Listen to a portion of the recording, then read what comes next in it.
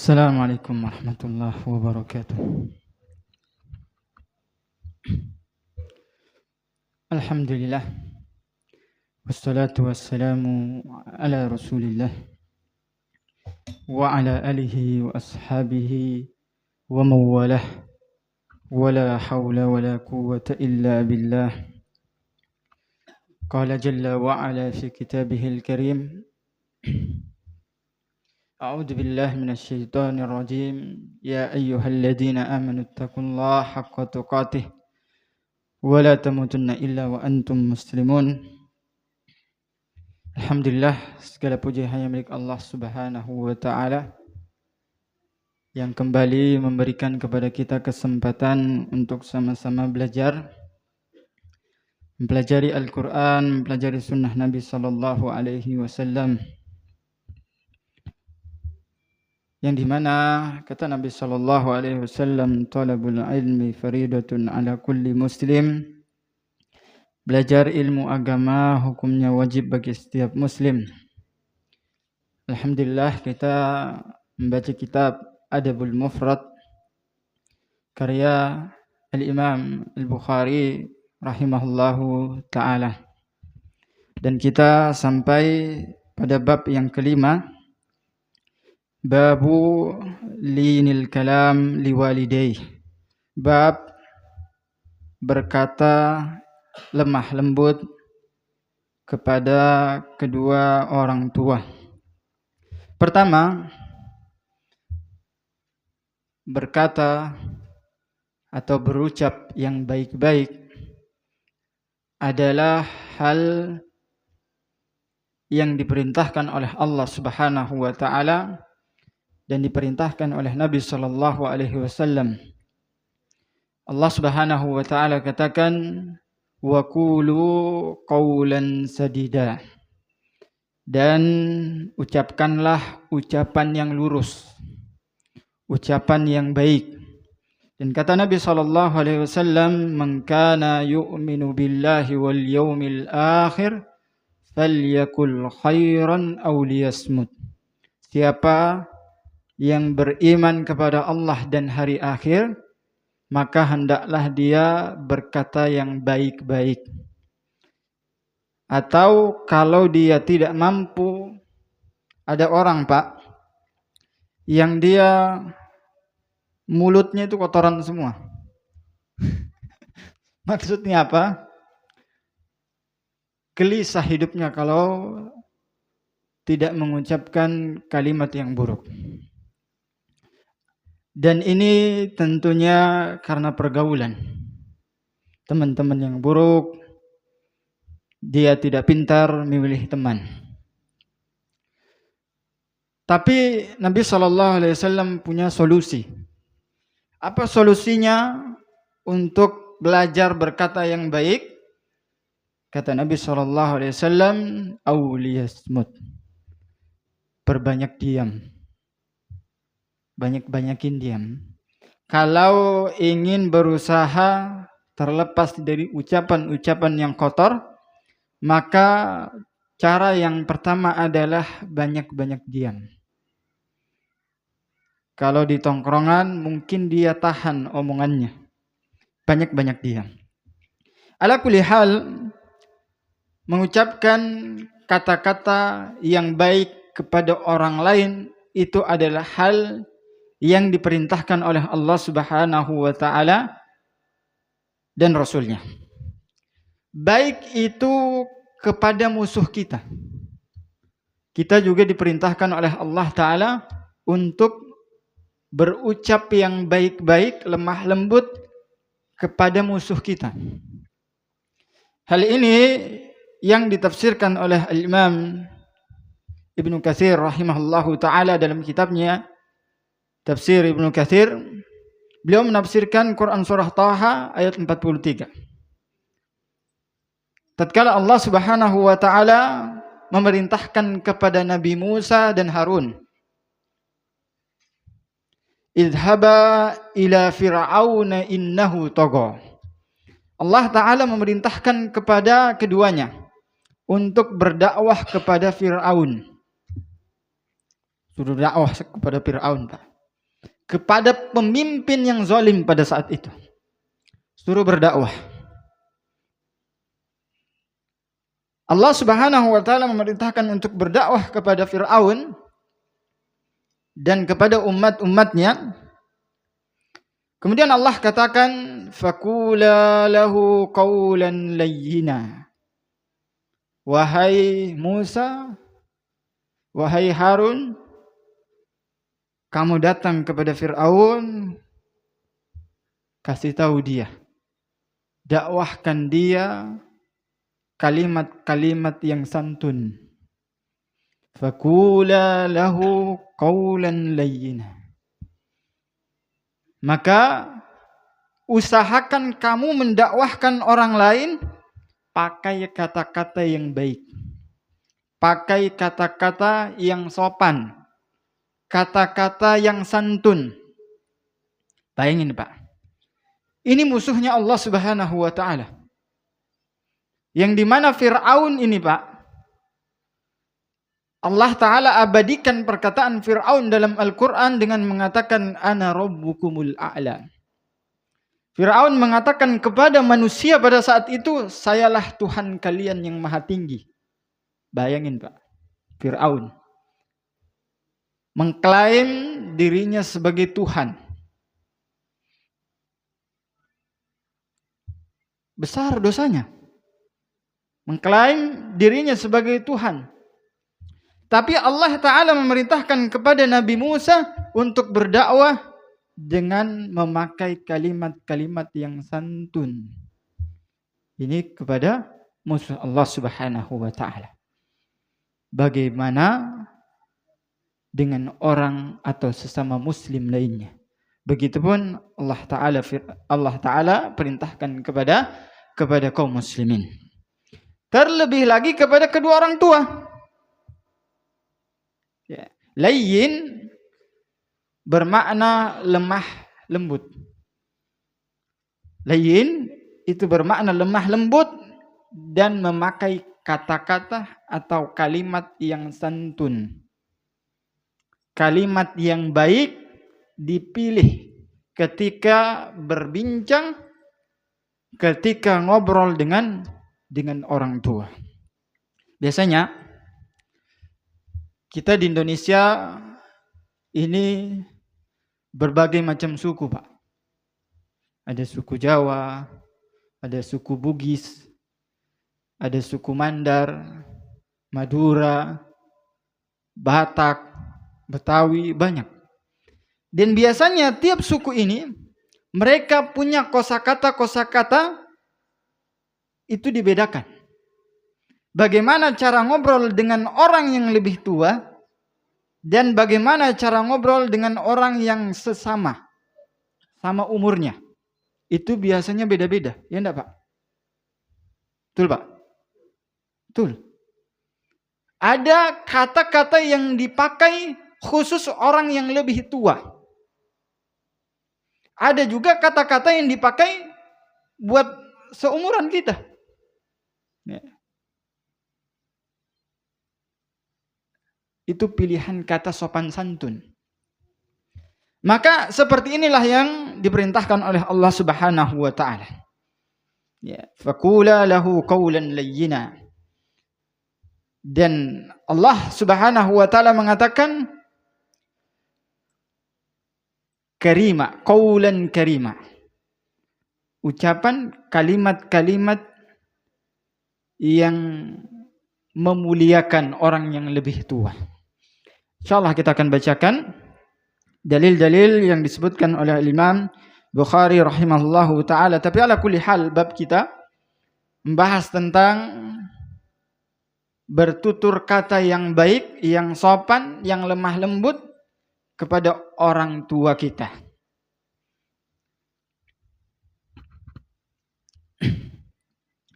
Qala haddatsana Musaddad qala telah mengajarkan kepada kami Musaddad, ia mengatakan qala haddatsana Ismail ibn Ibrahim, telah mengajarkan kepada kami Ismail ibn Ibrahim, ia mengatakan qala haddatsana Ziyad ibn Mikhraq, telah mengajarkan kepada kami Ziyad bin Mikhraq, qala haddatsani Taysilah, ibn Mayyas telah mengajarkan kepada kami Taisilah ibn Mayyas. Qala kuntu ma'an najdat fa usibtu dhunuban la araha illa minal kabair. Aku pernah berada di kumpulan suku-suku Najdah.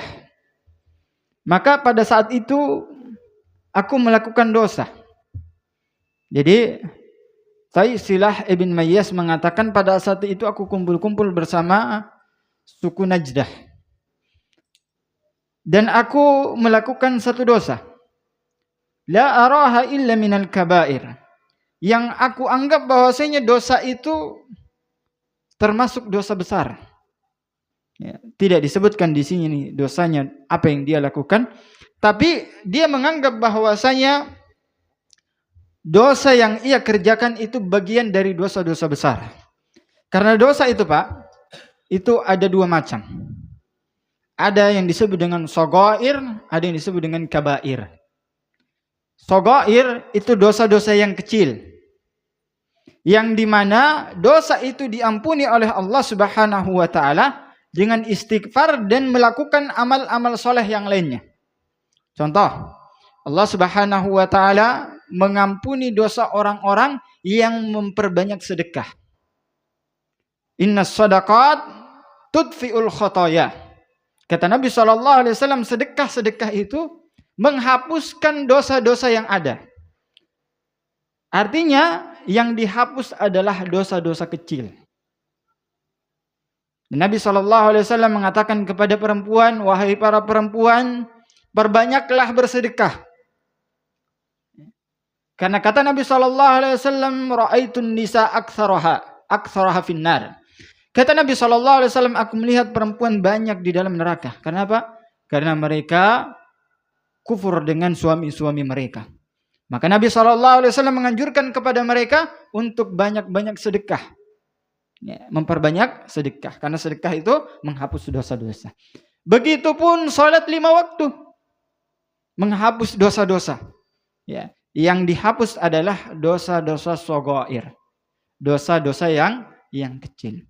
Ada dosa-dosa yang besar, yakni al-kabair. Al-kabair. Dosa-dosa yang besar. Yang dosa-dosa ini tidak diampuni oleh Allah Subhanahu wa Ta'ala kecuali dengan taubatan nasuha. Taubatan nasuha itu, Pak, dia bertaubat istighfar minta ampun sama Allah dan dia berazam, bertekad di dalam hatinya untuk tidak melakukan dosa itu lagi. Meskipun nanti dia lakukan lagi, tapi dia bertekad di dalam hatinya, saya tidak akan melakukan dosa itu lagi. Kemudian dia menyesal.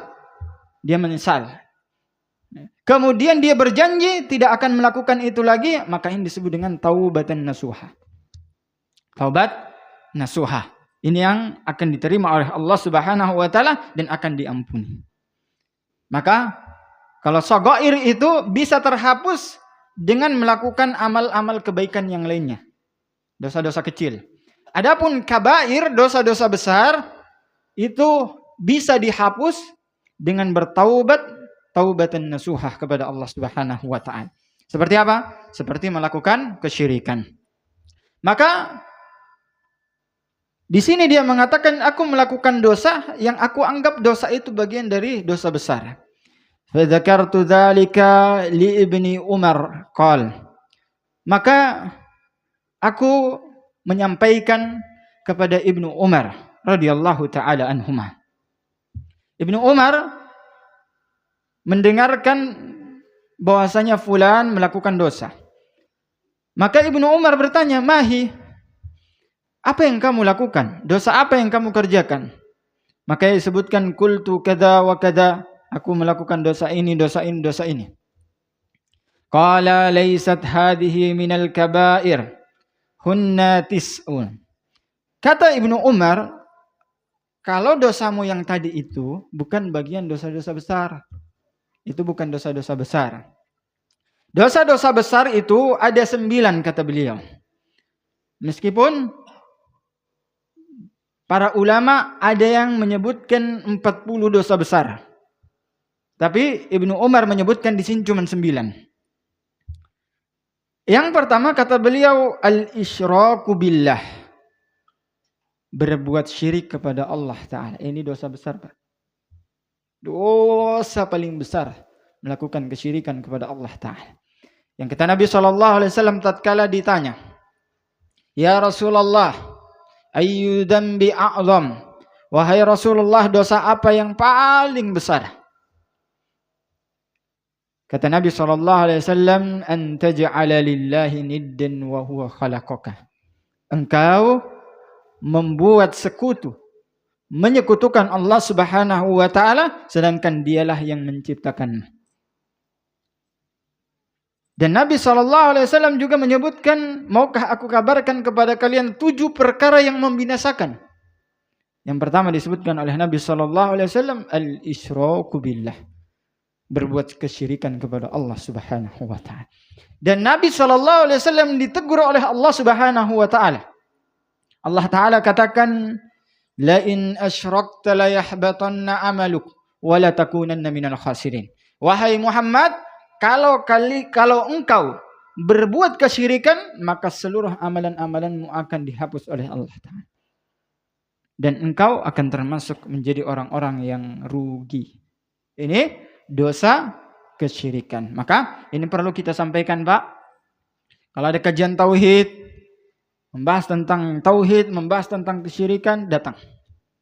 Ya, jangan bosan dengan dakwah tauhid. Jangan bosan dengan dakwah tauhid. Jangan bosan mendengar tauhid. Jangan bosan mendengar syirik. Ustaz, lagi-lagi syirik, Ustaz. Aneh itu, Ustaz. 10 tahun sudah kayaknya tamat tentang tauhid. 10 tahun tamat.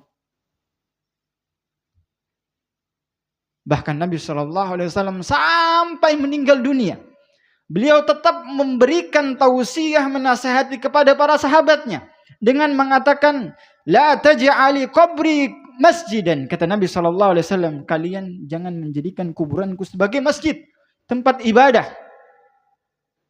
La'anallahu al-yahud wan nasara ittakhadhu qubur anbiya'ihim masajid.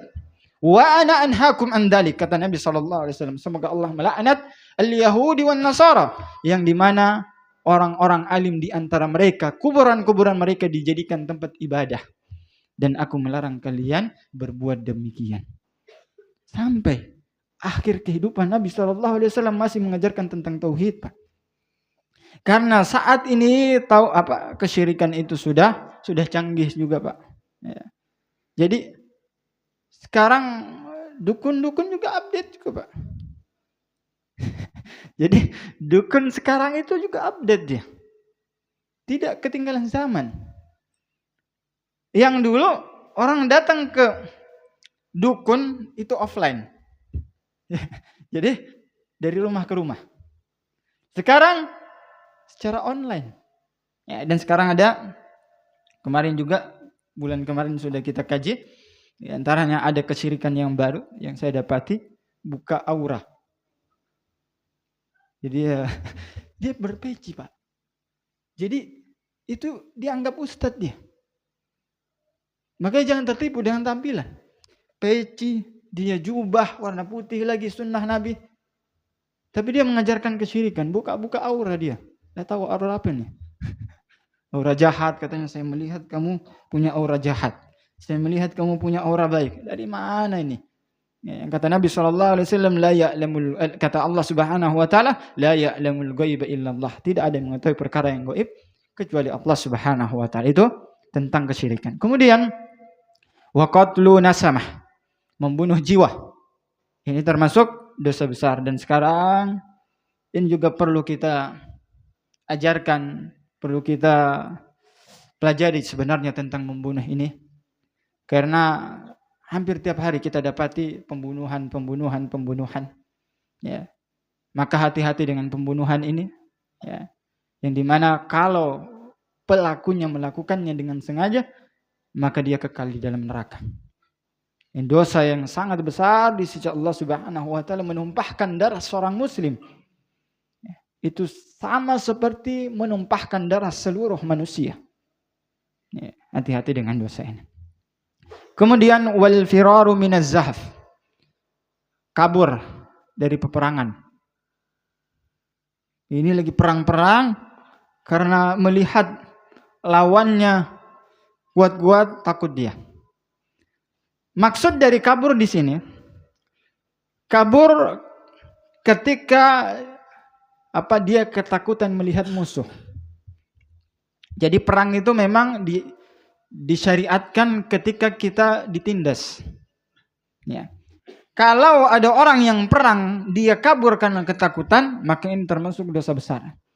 Tapi kalau dia kabur untuk mengatur siasat perang, strategi perang, ini tidak masalah.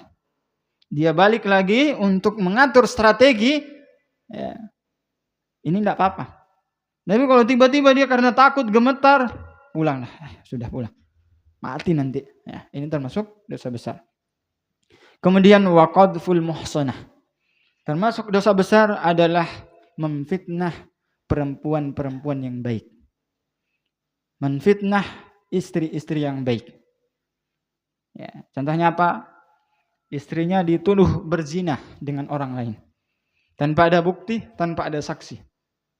Maka dalam hukum ini bisa masuk kepada hukum li'an. Jadi ketika seorang suami menuduh istrinya berzina, kemudian istrinya membantah, saya tidak berzina, maka sama-sama mendatangkan saksi, kemudian berlakulah hukum li'an. Si suami bersumpah kepada Allah dan melaknat dirinya sendiri kalau dia berdusta. Kemudian si istri juga membantah, bersumpah kepada Allah dengan mengatakan saya laknat diri saya kalau saya berdusta. Ini hukum li'an dalam Islam. Ya. Maka hati-hati dalam menuduh orang berzina. Kemudian wa aklur riba, memakan harta riba. Ini hati-hati, ya. Biarpun berapapun bunganya, Pak. Sekarang itu riba itu memang dari dulu sebenarnya. Ya. Diganti namanya dengan bunga. Bagus. Coba namanya bangkai. Mau enggak orang? Bangkainya 0,2%. Gimana? Tapi diganti dengan kata bunga. Bunga 0,2%. Bagus bunga. Tapi dia bunga bangkai. Dia dibungkus hal-hal yang haram itu dengan nama-nama yang baik. Padahal ini adalah dosa besar. Disebutkan dalam Al-Quran seakan-akan dia mengajak perang Allah Subhanahu wa ta'ala.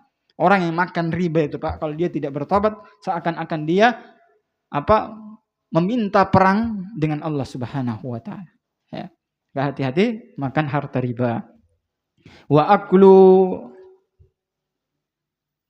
malil yatim, dan harta anak yatim dijaga baik-baik, Pak. Ya. Yatim itu maksudnya bukan sampai tua. Ustaz, anak masih yatim, Ustaz. Tapi umurnya sudah 50. Bukan yatim lagi, Pak. Yatim itu dia sampai dia balik. Itu disebut dengan yatim. Kalau tidak dibatasi, umur 80 juga yatim juga. Kalau tidak dibatasi. Maka jangan sampai salah paham. Itu ada tetangga, anaknya yatim. Padahal sudah 30 tahun. Dia tidak kerja. Tetangga itu ada anaknya yatim. Tidak kerja-kerja dia, tidak ada uang, tidak ada penghasilan. Umurnya 30 tahun. Itu bukan yatim lagi. Itu masuk kategori apa? Miskin. Masuk kategori miskin. Atau kategori selanjutnya, malas. Jadi dia tidak bekerja, malas. Seperti itu. Ya. Hati-hati. Ini mereka diancam, mereka yang punya tanggungan anak yatim atau bikin panti. Hati-hati dengan harta mereka, itu tidak boleh diambil ataupun dimakan.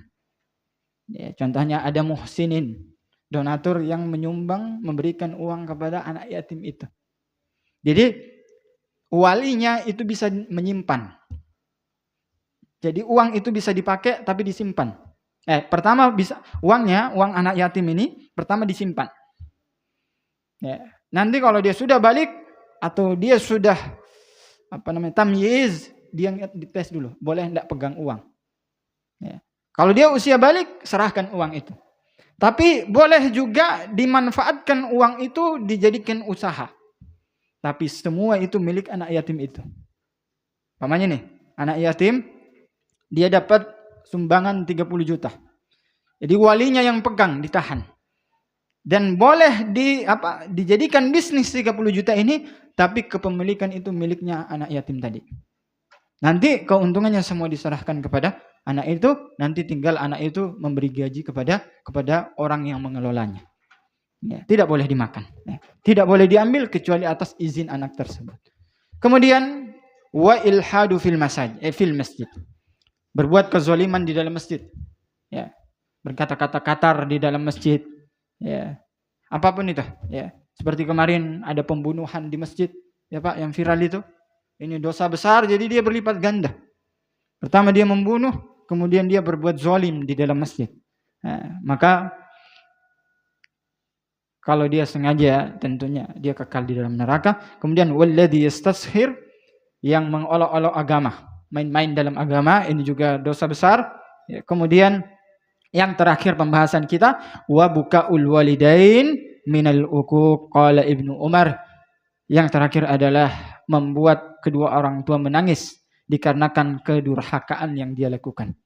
Baik itu dari ucapannya, ya, ucapannya bikin orang tuanya nangis, ya, atau dari perilakunya bikin orang tua nangis, atau dari perbuatannya, entah dia mukul, ya, entah dia mukul kedua orang tuanya kemudian hingga menangis, maka ini dosa besar dan hukumannya itu di dunia dan di akhirat, Pak. Jadi hukuman orang yang durhaka kepada kedua orang tuanya itu di dunia dan di akhirat. Ya. Hati-hati.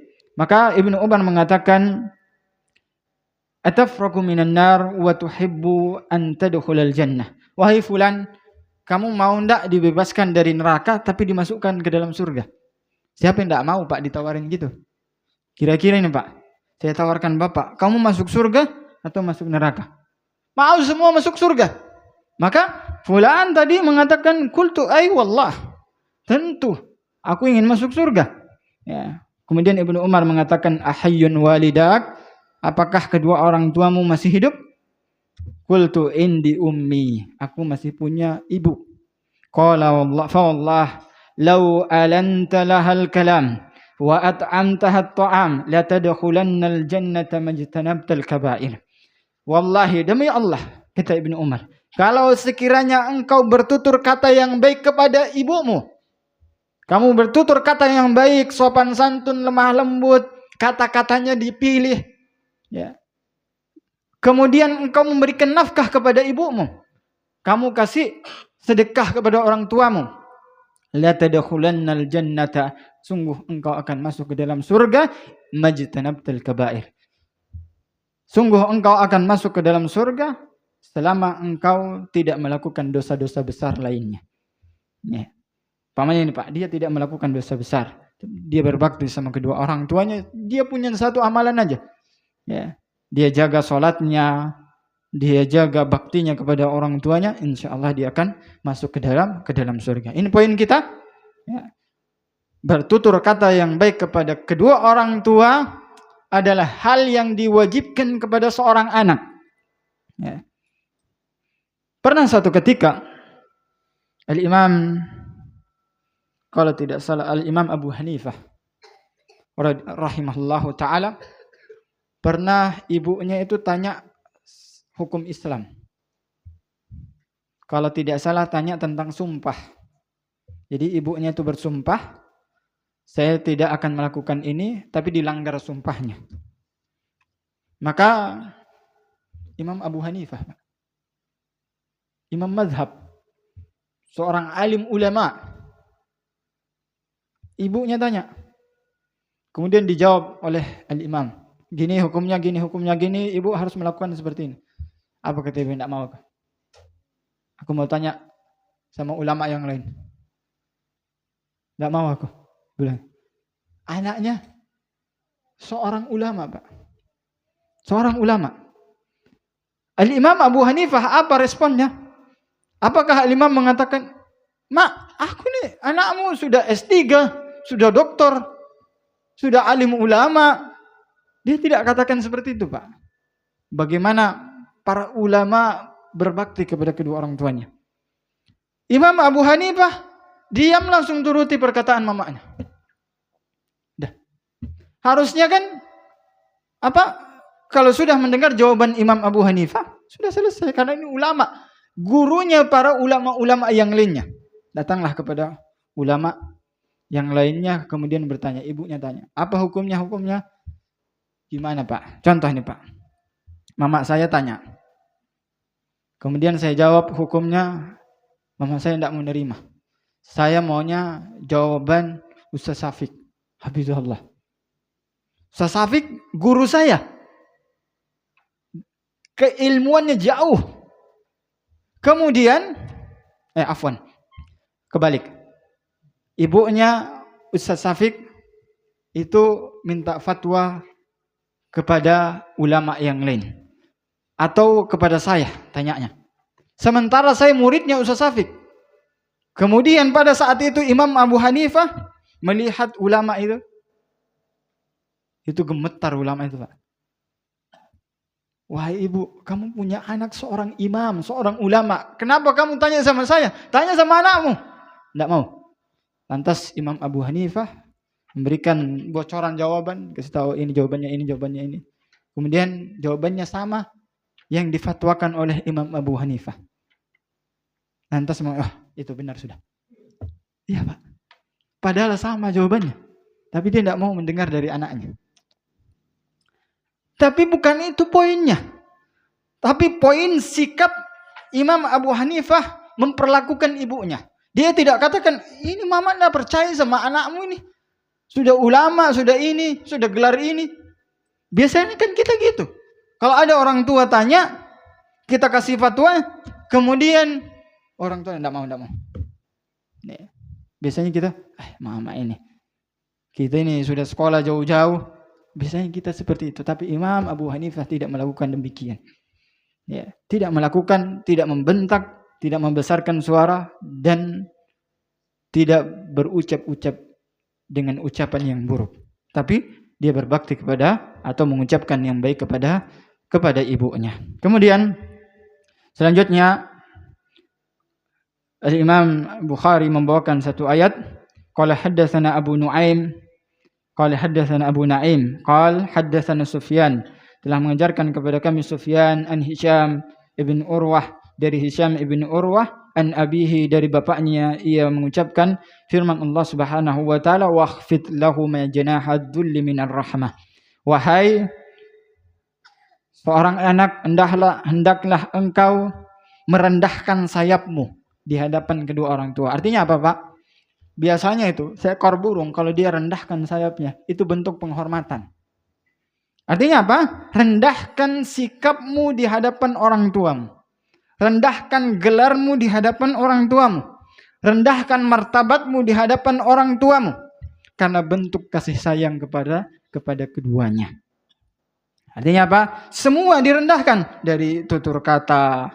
Kemudian meskipun anaknya sudah doktor. Sudah alim ulama. Tapi tetap di hadapan orang tuanya. Tetap dia merendah. Karena biasanya, Pak, biarpun anak itu sudah sukses, sudah doktor, sudah insinyur, orang tua itu tetap melihat seperti anak kecil. Orang tua masih melihat, ini anakku masih kecil. Biasanya seperti itu. Ini kasih sayang orang tuanya. Qala la tamtani'u min syai'in ahabbah.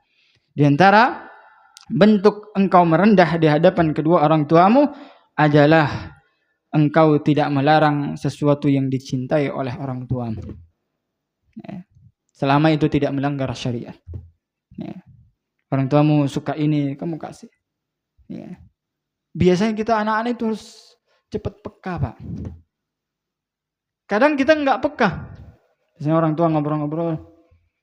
Mama bilang, tadi di jalan ada durian. Baunya enak. Nggak minta itu orang tua. Tapi ngode. Artinya apa? Belikan duriannya. Malah dijawab, iya mama. Tadi aku cium juga, aku makan di luar tadi. Maksudnya beliin. Mama mau bilang karena dia pengen itu. Ada anak enggak peka kayak gitu dia. Ya, enggak peka. Mamanya kasih kode, bapaknya kasih kode. Nah, tadi aku lihat baju ini bagus. Artinya apa? Beliin. Tidak perlu orang tua itu minta. Ya. Biasanya ada anak yang sudah kaya, Pak. Sudah kaya.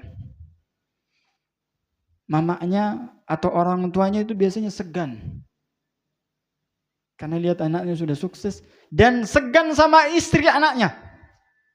Ini ibu-ibu jangan halangi suaminya untuk berbakti sama mamanya, sama orang tuanya. Begitupun bapak-bapak jangan larang istrinya untuk berbakti kepada kedua orang tuanya. Ada orang tua yang dia segan sama istri anaknya. Segan akhirnya apa?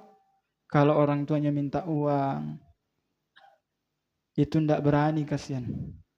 Ya, dan ini selalu saya sampaikan bahwasanya orang tua itu, Pak, kalau kita punya harta lebih, sudah kasih tiap bulan.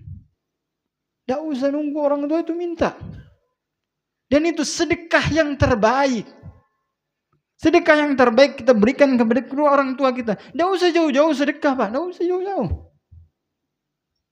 Bukan berarti orang yang nggak pernah sedekah ke masjid itu bukan berarti dia tidak pernah sedekah, Pak. Biasanya ada info donasi di grup. Kita cek, fulan kok nggak pernah sedekah ya? Nggak ada namanya terus. Tiap tahun nggak ada namanya. Nggak ada list nama, nggak ada. Bisa jadi dia sedekah sama orang tuanya, Pak. Dan itu paling terbaik. Kita terkadang ini. Terlalu jauh sedekah. Sedekah sana sini jauh-jauh sedekahnya. Tapi orang tuanya lupa, kerabatnya lupa. Urutan sedekah yang terbaik itu sama kerabat, Pak.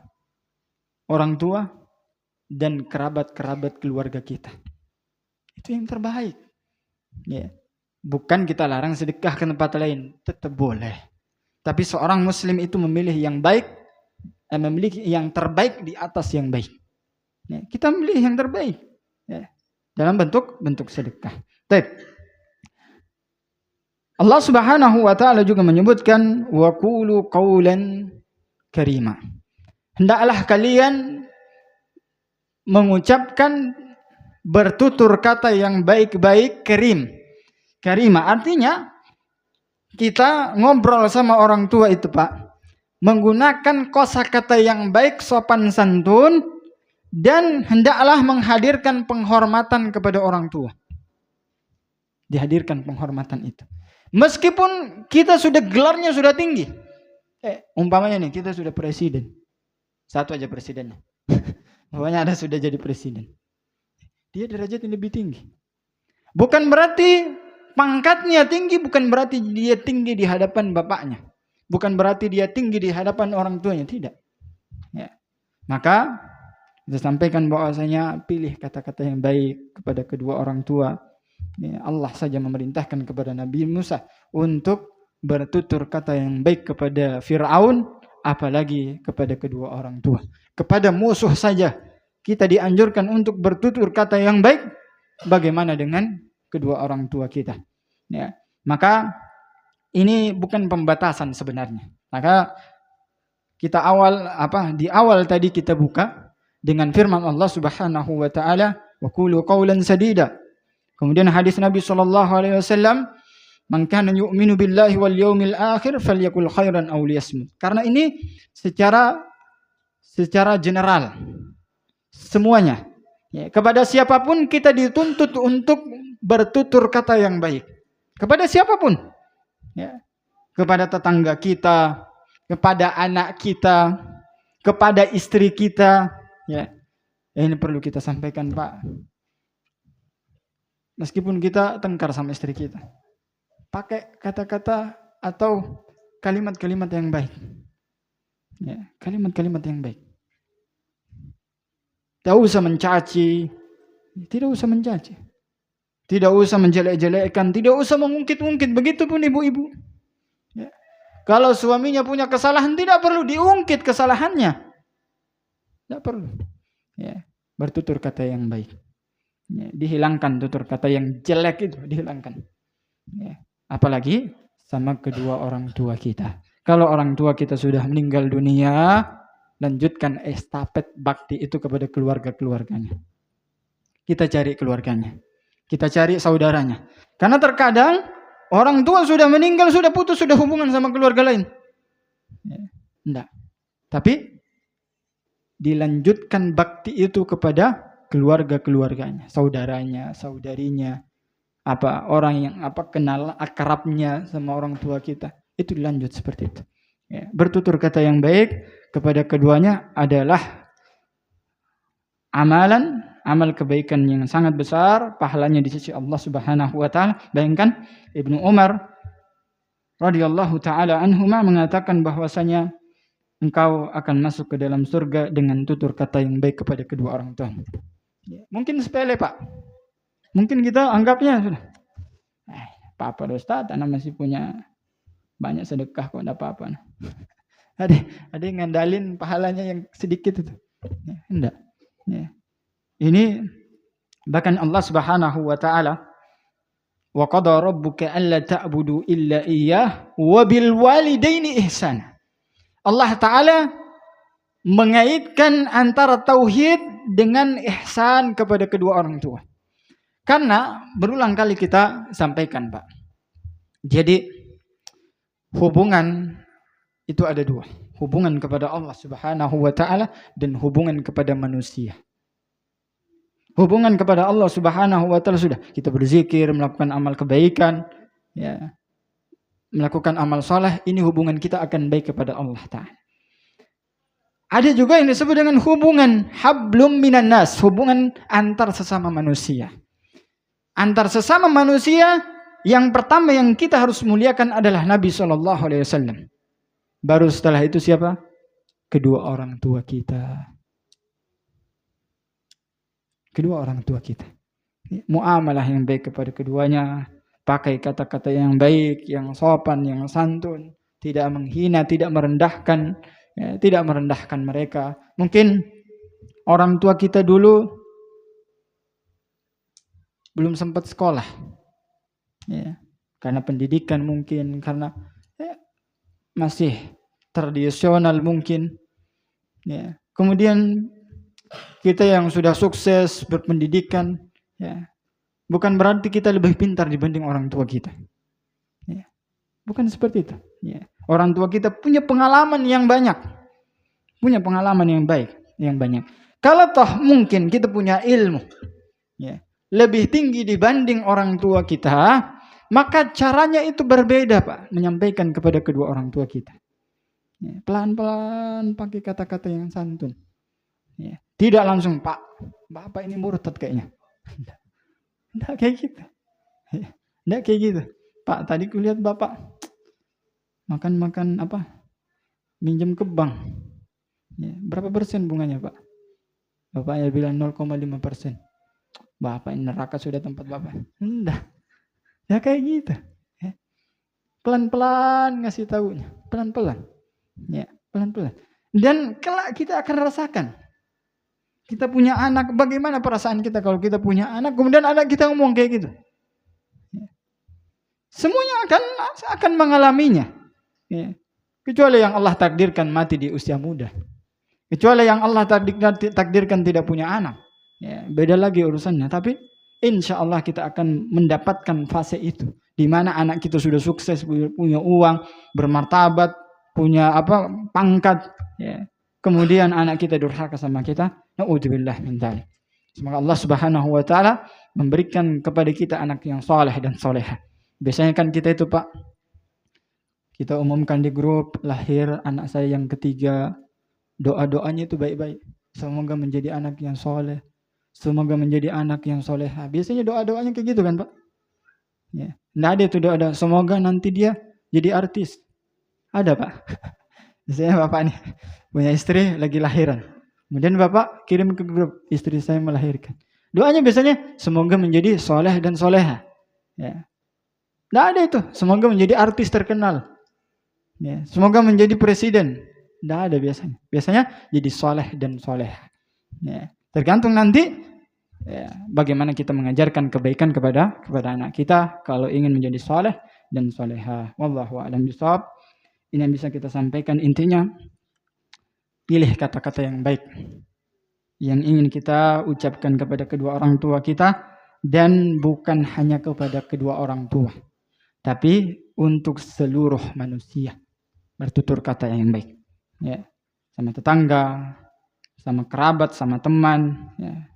Pilih kata yang baik. Allahu a'lam bishawab. Ada yang ditanyakan, Pak? Sebelum kita tutup. Ya.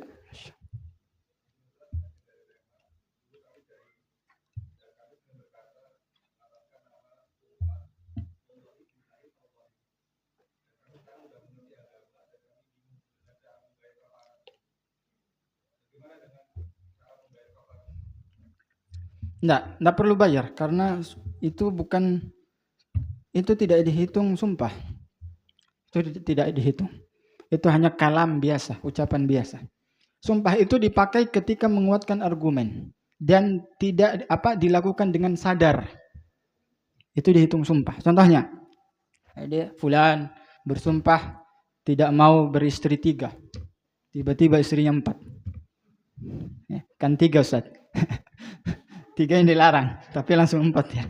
Nah, ini melanggar. Dia sadar. Bahkan disebutkan oleh para ulama, mereka yang tidak berniat sumpah itu, cuman hanya sekedar ucapan, itu tidak dianggap sumpah. Ya. Karena dia terbiasa mengucapkan demi Allah itu. Ya, itu tidak dianggap sumpah. Ya, berbeda nanti kalau dia dituduh sesuatu, ya, ini bab sumpah. Sepertinya ada di sini. Dituduh sesuatu mencuri. Kemudian dia bilang, demi Allah saya tidak mencuri. Ya. Maka itu dihitung sumpah. Kalau dia melanggar itu, maka beda lagi hukumannya. Nanti dia puasa 3 hari. Ya, puasa 3 hari atau memberikan sedekah, ya, kepada 7 orang. Sedekah kepada 7 orang atau kasih baju kepada 7 orang. Seperti itu. Allahu a'lam bishawab. Tapi tadi itu tidak dihitung sumpah. Ya, tidak dihitung sumpah. Ada lagi, Pak? Jadi tidak perlu dibayar kafaratnya. Ada lagi, Bu? Cukup? Insyaallah pada pertemuan yang akan datang kita akan bahas tentang memberikan hadiah kepada kedua orang tua. Ini penting, Pak. Ya. Sekecil apapun hadiah yang kita berikan itu besar, ya, dianggap sama orang tua. Maka jangan pelit sama orang tua, jangan pelit, jangan hitung-hitungan sama orang tua, Pak. Jangan hitung-hitungan. Kita punya rezeki, sudah kasih orang tua. Ya, sedikit pun. Apalagi kalau banyak kita kasih. Wallahu a'lam bishawab. Wassallallahu wasallam ala nabiyina Muhammad subhanakallahumma bihamdika asyhadu an la ilaha illa anta astaghfiruka wa atubu ilaik. Assalamualaikum warahmatullahi wabarakatuh.